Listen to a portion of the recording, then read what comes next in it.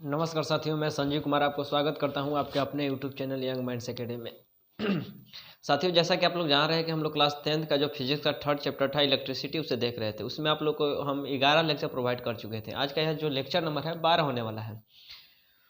तो चलिए बिना देर किए आज की इस वीडियो को स्टार्ट करते हैं और आगे बात करते हैं। जैसा कि आपको हम बता दें कि पिछले क्लास जो था यानी क्लास 11th जो 11 नंबर का क्लास था, उसमें आपको हम बताए थे कि प्रतिरोध को हम लोग बेसिकली दो तरीके से जोड़ते हैं। एक इस तरीके से कुछ जोड़ते हैं, एक प्रतिरोध के साथ दूसरा प्रतिरोध लगातार, और इस तरीके से जोड़ने के बाद जो हम लोग को संयोजन मिलता है उसे हम लोग श्रेणी क्रम संयोजन बोलते हैं। और एक दूसरा प्रतिरोध आपको बताए थे कि दूसरा जो हम लोग कुछ इस तरीके से जोड़ते हैं, और इस तरीके से जोड़ने के बाद जो हम लोग को प्रतिरोधों का संयोजन मिलता है इसे हम लोग प्रतिरोधों का समानांतर क्रम संयोजन बोलते थे। इसके लिए दो फार्मूला भी आपको हम बताए थे कि जब हम प्रतिरोध को कुछ इस तरीके से जोड़े यानी श्रेणी क्रम में जोड़े तो हम लोग समतुल्य प्रतिरोध यानी टोटल प्रतिरोध का वैल्यू कुछ इस तरीके से निकाल सकते हैं, यानी कुल प्रतिरोध को आपस में जोड़कर। जब प्रतिरोध को हम लोग श्रेणी क्रम में जोड़ते हैं तो जब हम लोग प्रतिरोध को श्रेणी क्रम में जोड़ते हैं, श्रेणी क्रम में जोड़ने के बाद अगर हम लोग को समतुल्य प्रतिरोध का मान ज्ञात करने के लिए बोला जाए तो हम लोग इस फार्मूला के हेल्प से श्रेणी क्रम में कुल प्रतिरोध का वैल्यू ज्ञात कर सकते हैं। दूसरा आपको बताया था कि जब हम लोग प्रतिरोध को समानांतर क्रम में जोड़ते हैं तो समानांतर क्रम में प्रतिरोध को जोड़ने के बाद हम लोग को समानांतर क्रम में जोड़ने के बाद हम लोग को समतुल्य प्रतिरोध ज्ञात करना हो तो हम लोग कुछ इस तरीके से फाइंड कर लेते हैं। तो इतना सारी जो बात है आपको पिछला क्लास में बताए थे। पिछला क्लास में क्या बताए थे? पिछला क्लास में यह फार्मूला सिद्ध करके आपके सामने बताए थे कि जब हम लोग प्रतिरोध को श्रेणी में जोड़ेंगे तो इस फार्मूला के हेल्प से समतुल्य प्रतिरोध का मान ज्ञात कर लेंगे कि आखिर यह प्रतिरोध है और प्रतिरोध जोड़ने के बाद हम लोग को टोटल कितना उनका प्रतिरोध मिला। और दूसरा आपको यहाँ पे बताए थे कि जब हम लोग समानांतर क्रम में यानी पैरेलल कॉम्बिनेशन में जब प्रतिरोधों को हम लोग जोड़ते हैं तो पैरेलल कॉम्बिनेशन में प्रतिरोध को जोड़ने के बाद हम लोग इस फार्मूला के हेल्प से ज्ञात कर लेंगे कि कितना ओम का टोटल प्रतिरोध हम लोग को यानी समतुल्य प्रतिरोध हम लोग को ज्ञात हुआ या मिला। तो चलिए आज के इस वीडियो में इन दोनों फार्मूला से रिलेटेड कुछ न्यूमेरिकल देख लेते हैं। चलिए सबसे पहले आपके सामने आपके बोर्ड पे हम क्वेश्चन को लिख लेते हैं। तो जैसा कि आप लोग अपने स्क्रीन पे देख पा रहे हैं कि हम लोग यहाँ पे एक क्वेश्चन को लिख लिए हैं। क्वेश्चन है कि 3 प्रतिरोध है, ठीक, 3 प्रतिरोध है, 2 ओम का, 4 ओम का और 6 ओम का, जिसे श्रेणी क्रम में जोड़ा गया है। आप समझ रहे हैं कि श्रेणी क्रम क्या होता है? तो समझिए कि यहाँ पर बोल रहा है, क्वेश्चन बोल रहा है कि 3 प्रतिरोध है जिसका वैल्यू 2 ओम, 4 ओम, 6 ओम है, जिसे श्रेणी क्रम में जोड़ा गया है। तो इनका समतुल्य प्रतिरोध ज्ञात करें। यानी जब हम लोग 2 ओम, 4 ओम और 6 ओम को आपस में श्रेणी क्रम में जोड़े हैं तो श्रेणी क्रम में जोड़ने के बाद हम लोग को कितना ओम का समतुल्य प्रतिरोध मिलेगा, इस बात को यहाँ पे हम लोग को कैलकुलेट करना है। तो मान लेते हैं बेसिकली कि हम लोग कुछ नहीं जानते हैं, सिर्फ अगर आप पिछला वीडियो देखे हैं तो वहीं से आपको इस क्वेश्चन को सोल्व करने के लिए सिखा देंगे। तो जैसा कि सब क्वेश्चन कितना भी इजी हो या कितना भी टफ हो, सबसे पहले एक सिस्टमेटिक तरीका से क्या कीजिए कि जो डाटा हम लोग को यहाँ पे दिया हुआ हो उस डाटा को यहाँ पे सबसे पहले एक जगह इकट्ठा करके लिखेंगे, जिससे हम लोग को सहूलियत क्या मिलेगा कि अगर सारी डाटा को हम लोग एक जगह लिख लेंगे तो सारी डाटा को एक जगह लिखने से हम लोग को पता चलता है कि क्या दिया हुआ है और हम लोग को क्या कैलकुलेट करना है। तो हम लोग सबसे पहले यहाँ लिखेंगे कि क्वेश्चन में दिया है, यानी हम लोग यहाँ लिखेंगे कि दिया हुआ है या दिया है, क्या दिया हुआ है हम यहाँ पे लिखेंगे। दिया हुआ है प्रतिरोध का मान, एगो प्रतिरोध, दूगो प्रतिरोध, 3 गो प्रतिरोध, तो तीनों प्रतिरोध है। तो मान लेते हैं कि एगो के मान नाम R1, तो R1 प्रतिरोध का मान दिया है कि 2 ओम है, ठीक। दूसरा प्रतिरोध का मान दिया है R2, R2 का मान दिया है 4 ओम, 4 ओम, और एक और प्रतिरोध का मान दिया है 6 ओम यानी R3, यानी प्रतिरोध को हम लोग R द्वारा सूचित करते हैं, इसलिए लिख रहे हैं कि R1 का वैल्यू है, R2 का वैल्यू है, R3 का वैल्यू है। तो मान लेते हैं कि R3 के वैल्यू जो दिया हुआ है R3 का वैल्यू वो 6 ओम है। इतना डाटा हम लोग क्वेश्चन से निकाल लिए और किसी का वैल्यू नहीं दिया है, और हम लोग से सिर्फ पूछा है कि सबको श्रेणी क्रम में जोड़ेंगे। श्रेणी क्रम में जोड़ेंगे तो इसका समतुल्य प्रतिरोध ज्ञात कीजिए। तो आपको हम बताए हैं कि श्रेणी क्रम में हम लोग प्रतिरोध को कुछ इस तरीके से जोड़ते हैं, एक प्रतिरोध, दूसरा प्रतिरोध, तीसरा प्रतिरोध। मान लेते हैं कि यहाँ पॉइंट ए है और यहाँ पे पॉइंट बी है। बताया है कि जो R1 वैल्यू है, R1 का वैल्यू 2 ओम है, ये दिया है 2 ओम। ये R2 दिया है 4 ओम, तो मान लेते हैं कि ये 4 ओम का प्रतिरोध है। ये R3 जो है ये 6 ओम का प्रतिरोध है। आपको पिछला क्लास में हम जब आप यानी लेक्चर नंबर 11 में इस तरह के कॉम्बिनेशन जब बताए थे कि अगर इस तरीके से हम लोग प्रतिरोध को आपस में जोड़ते हैं तो इसी को हम लोग श्रेणी क्रम में बोलते हैं। अब यहाँ कह रहा है कि सभी प्रतिरोध को श्रेणी क्रम में जोड़ा गया है, यानी कुल मिला के कहे तो कह रहा है कि ऐसे जोड़ा गया है। जिस तरीके से हम लोग यहाँ पे लिखे हैं उसी तरीके से क्वेश्चन कर रहा है कि श्रेणी क्रम में जोड़ा गया है। तो श्रेणी क्रम में कैसा जोड़ा जाता है, एक प्रतिरोध को दूसरे प्रतिरोध को एक साथ जोड़ा जाता है। इस तरीके के कॉम्बिनेशन को हम लोग श्रेणी क्रम, इस तरीके का संयोजन को हम लोग श्रेणी क्रम संयोजन कहते हैं। तो श्रेणी क्रम में हम लोग प्रतिरोध को कैसे जोड़ते हैं, तो श्रेणी क्रम में प्रतिरोध को हम एक दूसरे से लगातार जोड़ते हैं। एगो प्रतिरोध, फिर दूसरा प्रतिरोध, फिर तीसरा प्रतिरोध, फिर चौथा प्रतिरोध, यानी लगातार इस तरीके से जोड़ते, इस तरीके के संयोजन को हम लोग श्रेणी क्रम संयोजन कहते हैं। यहाँ पर क्वेश्चन कर रहा है कि सबको श्रेणी क्रम में जोड़ा गया है, तो कुछ इस तरीके से प्रतिरोध को आपस में जोड़ा गया है। और इस तरीके से जोड़ा गया है तो आपको इससे रिलेटेड दो फार्मूला बताए थे, एक श्रेणी क्रम के लिए और दूसरा समानांतर क्रम के लिए। आपको हम दो फार्मूला क्या क्या बताए थे कि जब श्रेणी क्रम में हो तो उसका इक्विवेलेंट निकालना हो, यानी सभी प्रतिरोध का मान ज्ञात करना हो, तो सभी प्रतिरोध को हम आपस में जोड़ देते हैं जितना प्रतिरोध दिया हुआ हो। कोई फिक्स बात ना है कि R1 + R2 2 गो, अरे 4 गो दिया होगा तो 4 गो, 5 को दिया रहेगा तो 5 गो, 6 को दिया होगा तो 6 गो, जितना दिया हुआ रहे। यानी कुल मिला के कहा जाए कि अगर श्रेणी क्रम में प्रतिरोध का समतुल, श्रेणी क्रम में समतुल प्रतिरोध का मान ज्ञात करना हुआ हो तो जितना प्रतिरोध दे ले रहा है सबका आपस में जोड़ दो। और आपको बताया था कि जब समानांतर में दिया हम लोग को ज्ञात करना हो तो समानांतर में ज्ञात करने के लिए 1/R1 करते हैं और 1/R2 करते हैं। इस तरीके से हम लोग समानांतर में कैलकुलेट कर लेते हैं समतुल प्रतिरोध। तो यहाँ पर खैर यहाँ पे इस फार्मूला को अपने माइंड में रखें, क्योंकि समानांतर की बात है, जब आगे हम लोग देखेंगे तो यहाँ पे इस फार्मूला की हेल्प से इस क्वेश्चन को हम लोग सोल्व कर लेंगे। क्या कि देख रहे हैं कि श्रेणी क्रम में जो सब प्रतिरोध को आपस में जुड़ा हुआ है, और जब श्रेणी क्रम में प्रतिरोध जुड़ता है तो इस फार्मूला की हेल्प से हम लोग समतुल प्रतिरोध को ज्ञात कर लेते हैं।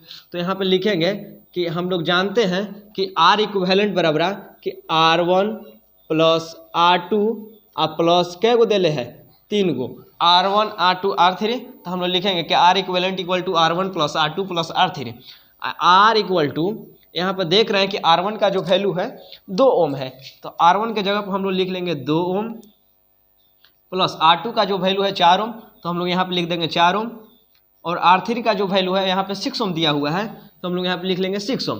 कुल मिला के बोला जाए कि 2 ओम 4 ओम 6 ओम के 3 गो प्रतिरोध को श्रेणी क्रम में जोड़ा गया है, तो इसका इक्विवेलेंट यानी समतुल प्रतिरोध को ज्ञात करना है। तो यहाँ से हम लोग R इक्विवेलेंट को कैसे फाइंड करेंगे, सबको आपस में जोड़ देंगे। तो 2 और 4 6 और 6 और 6 12, यानी R इक्विवेलेंट का जो वैल्यू निकलेगा वो 12 ओम निकलेगा। यही हम लोगों को यहाँ पे आंसर हो गया। बहुत ईजी है, लेकिन क्लास 10th में यही क्वेश्चन जो है बच्चों को परेशान करता है। तो यहाँ पे गौर से फिर से समझिए, क्वेश्चन दिया था क्वेश्चन में बोल रहा था कि 3 प्रतिरोध है 2 ओम 4 ओम 6 ओम, जिसे श्रेणी क्रम में जोड़ा गया है।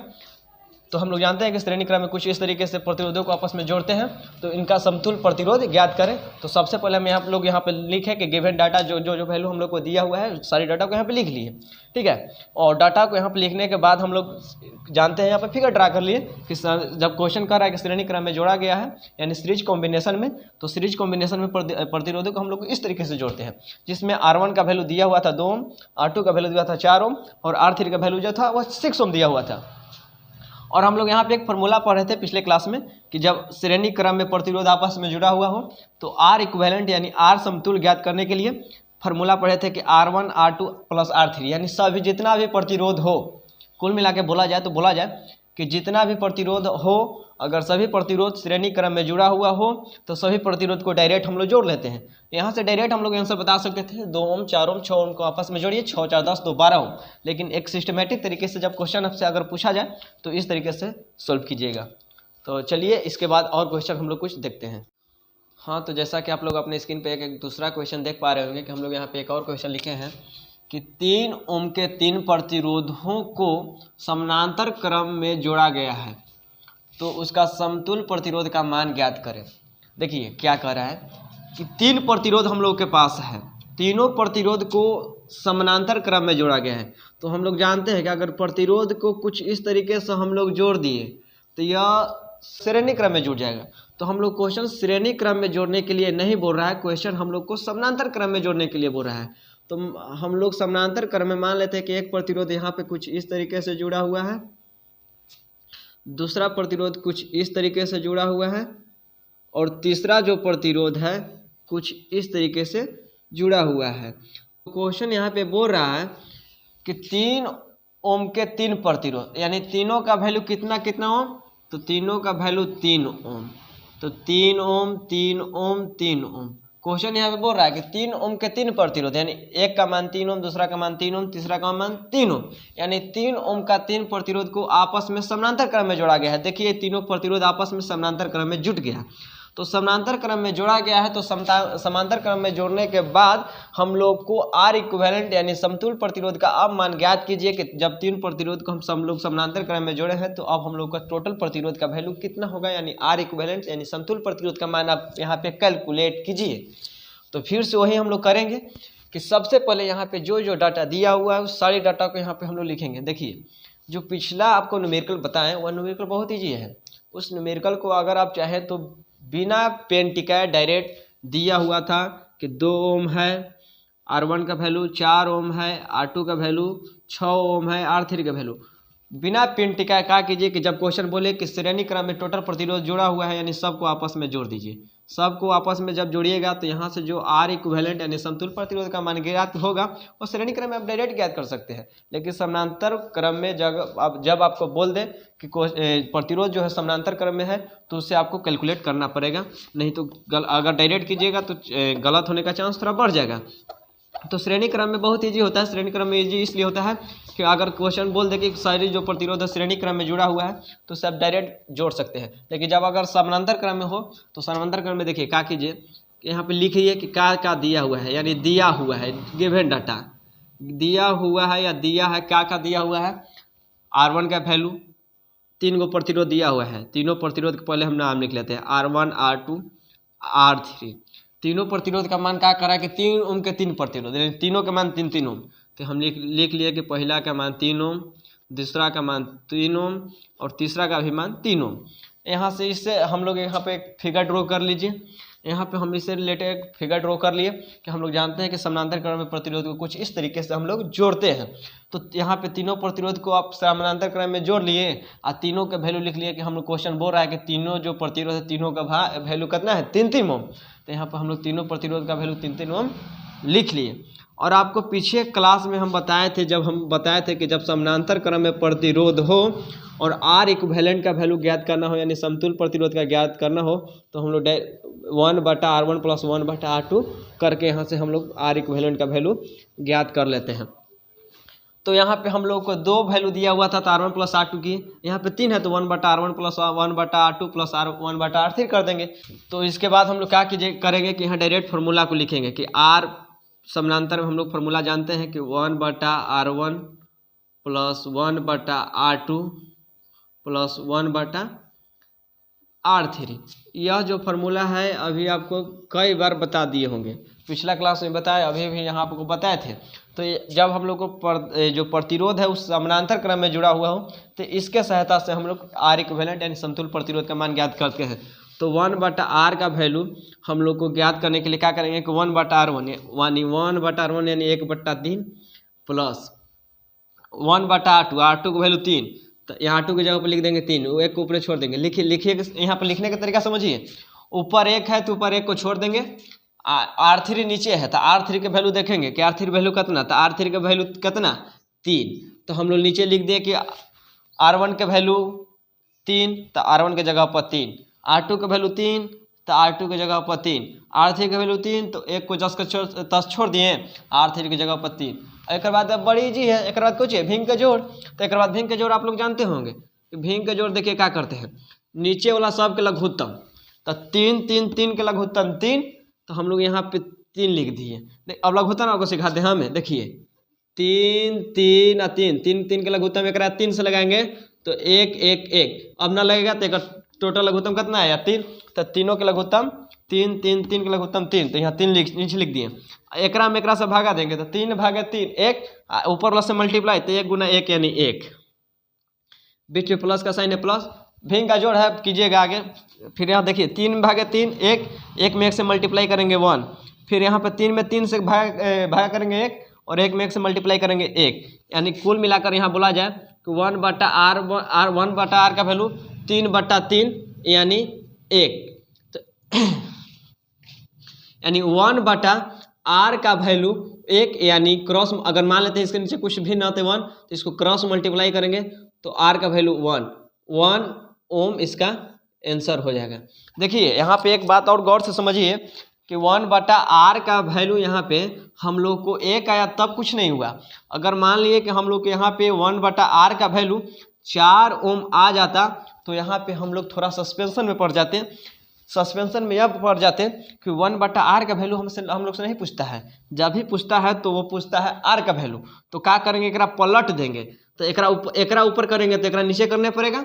पलटे के मतलब एकरा ऊपरे तो एकरा नीचे, काहे कि तो एकरा पलटेंगे तो एकरो पलटने पड़ेगा। तो एकरा पलट दिए तो एकरा r नीचे था तो r को ऊपर लिख दिए तो r लिख दिए। आई ऊपर ही है तो एकरा नीचे करने पड़ेगा तो एकरा 1/4 ओम लिखना पड़ेगा, यानी r इक्विवेलेंट का वैल्यू 1/4 आता। लेकिन यहाँ पे खैर ऐसा कुछ नहीं है, यहाँ डायरेक्ट 1 ओम आया तो यहाँ पे 1 ओम में इसका आंसर हो गया, क्योंकि 1 को आप पलटिए कुछ कीजिएगा तो 1 होगा। ये चलते r इक्विवेलेंट का वैल्यू 1 ओम हुआ। तो चलिए इसके बाद एक और 2 क्वेश्चन देख लेते हैं। तो जैसा कि आप लोग अपने स्क्रीन पे एक और क्वेश्चन देख पा रहे हो कि हम लोग यहाँ पे एक और क्वेश्चन को लिए हैं कि 5 ओम 10 ओम तथा 20 ओम के 3 प्रतिरोध को समानांतर क्रम में जोड़ा गया है, तो समतुल्य प्रतिरोध का मान ज्ञात करें। तो चलिए फिर से यहाँ पे हम लोग देखते हैं कि यहाँ पे क्वेश्चन कह रहा है कि 5 ओम 10 ओम और 20 ओम के 3 प्रतिरोध को समानांतर क्रम में जोड़ा गया है। तो हम लोग जानते हैं कि प्रतिरोध को समानांतर क्रम में कुछ इस तरीके से जोड़ा जाता है।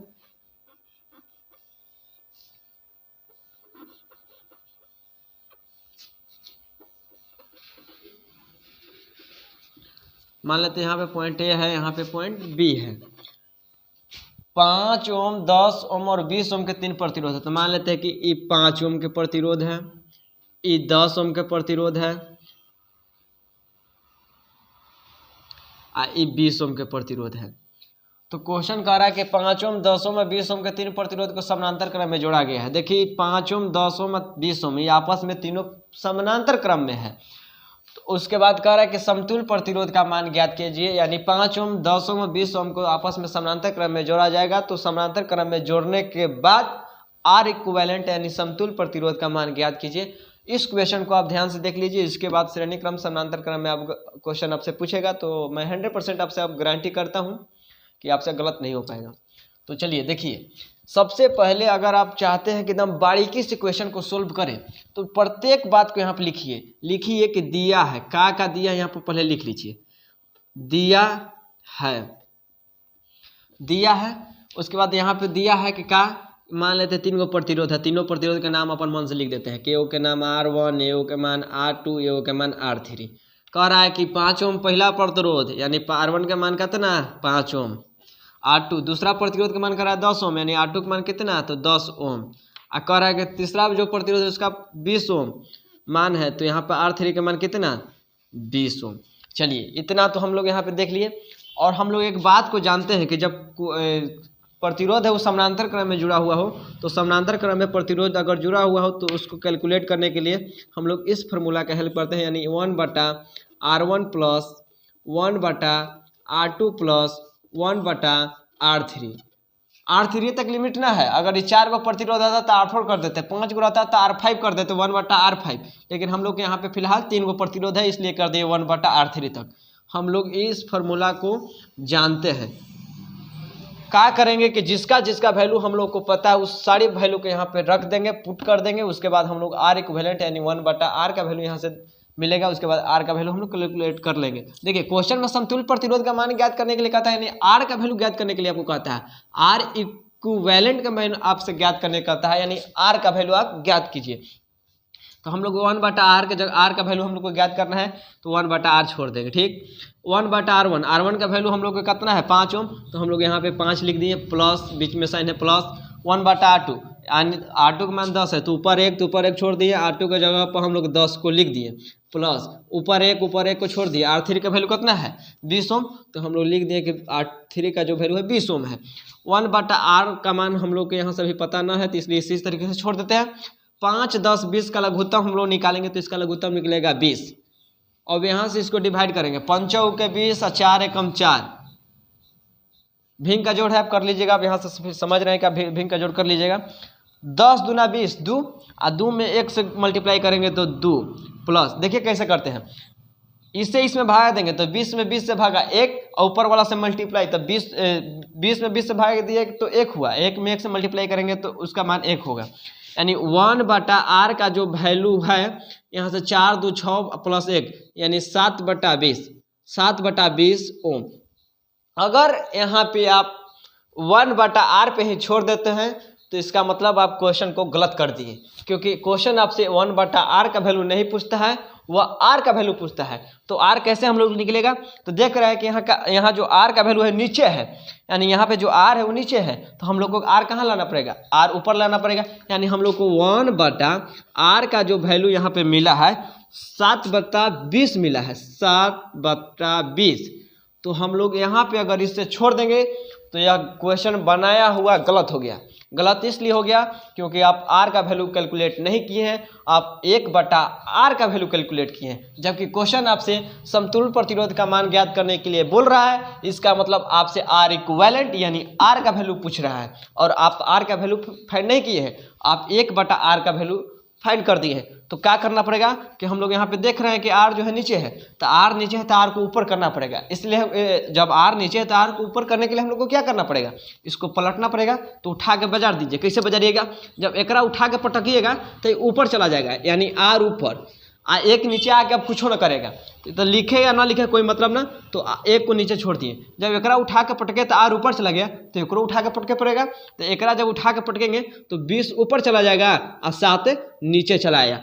यह जो आंसर है हम लोग को राइट हुआ। इसलिए आप यहाँ पे आइएगा, जब भी क्वेश्चन को सोल्व करते करते तो यहाँ पे दिमाग लगाइएगा, थोड़ा सा माइंड में इस बात को रखिएगा कि हम लोग 1/R पे न छोड़े, क्योंकि 1/R पर आप अगर छोड़ दीजिएगा तो यहाँ पर आपका क्वेश्चन बनाया हुआ गलत हो जाएगा। इसलिए आप क्या कीजिए कि 1/R को नहीं, आप R का वैल्यू कैलकुलेट कीजिए, और R का वैल्यू कैलकुलेट करना इजी है, सिर्फ इसे पलट दीजिएगा तो R का वैल्यू आपका निकल जाएगा। तो चलिए मिलते हैं हम नेक्स्ट वीडियो में। आज के लिए इतना ही, काफ़ी लंबा हो गया होगा, तो चलिए मिलते हैं नेक्स्ट वीडियो में। अगर आपको यह वीडियो अच्छा लगा हो तो वीडियो को अपने दोस्तों के बीच में शेयर जरूर कीजिएगा, वीडियो को लाइक कीजिए, चैनल को सब्सक्राइब कीजिए और अपने दोस्तों के बीच में शेयर जरूर कीजिएगा। तो चलिए मिलते हैं नेक्स्ट वीडियो में, तब तक के लिए बाय, थैंक यू, जय हिंद।